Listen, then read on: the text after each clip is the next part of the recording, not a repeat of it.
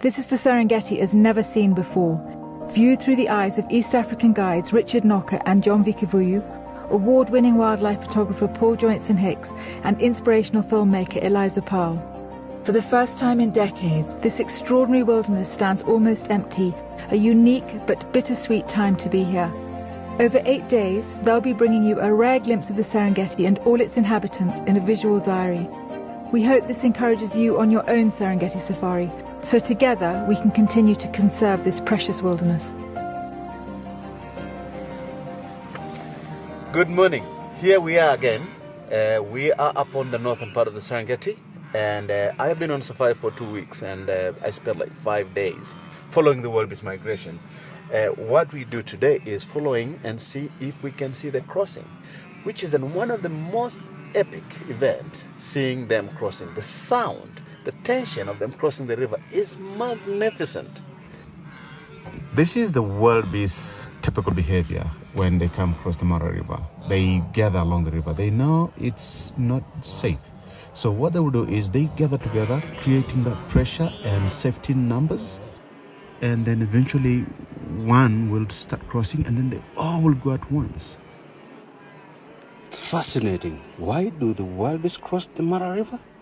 They see the storm on the horizon and move toward them. They are driven by such a strong instinct to follow the rain, knowing that the grass they eat grow after the rain. That's why they go for it. And so after an hour of milling about on the riverbank, the mayhem starts. This is when it goes crazy.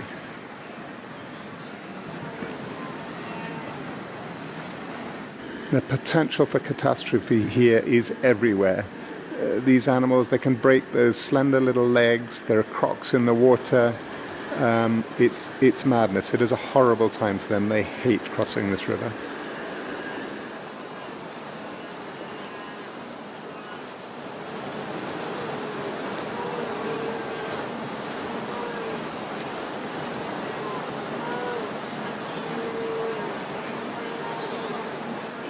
And the herd instinct is so strong that if one crosses a difficult obstacle, then all the rest of them will follow mindlessly. And this is what's so awful when you're watching these scenes.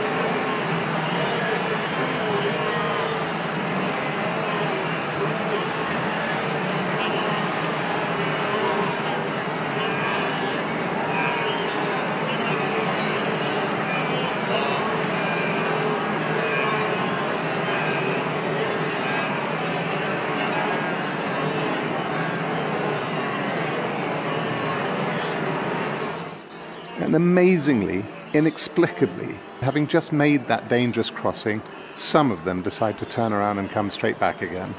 So, may I suggest a name change? The bewildered beast?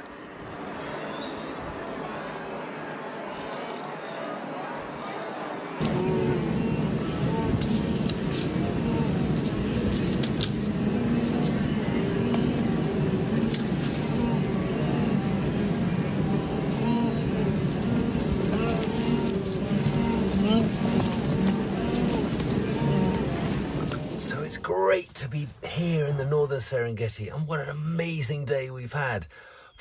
Wow. So every day for the next 8 days I will give you a little photo tip, and today's photo tip is going to be a little bit different. We're doing it's obviously late in the day. This morning, when the river crossings that you've just seen, I wanted to do a photo tip, but it was way too exciting. So here we are. I'm going to do the photo tips with my photographs to show you. But first, very quickly, just a reminder about my equipment. Most of my photographs are taken on this Nikon D5 with the 180 to 400 zoom lens with a built-in 1.4 converter. It's f4 up to 400, f5.6 up to 560. And I also have another D5 with a 70 to 200 2.8. So that's my kit. Okay, just as a little reminder in case you didn't see it from the first series. Now, first thing, this morning at the river crossing, it was so exciting. It was really exciting, and I tend to get a bit overexcited.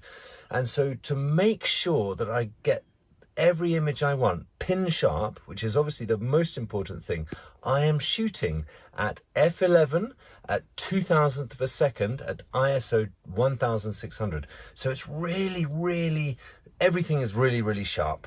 And that is the most important thing. If you've got a big scene, there's loads going on, you've got bright sunlight, so f11, 2000th of a second at 1600 ISO. And here's the first picture.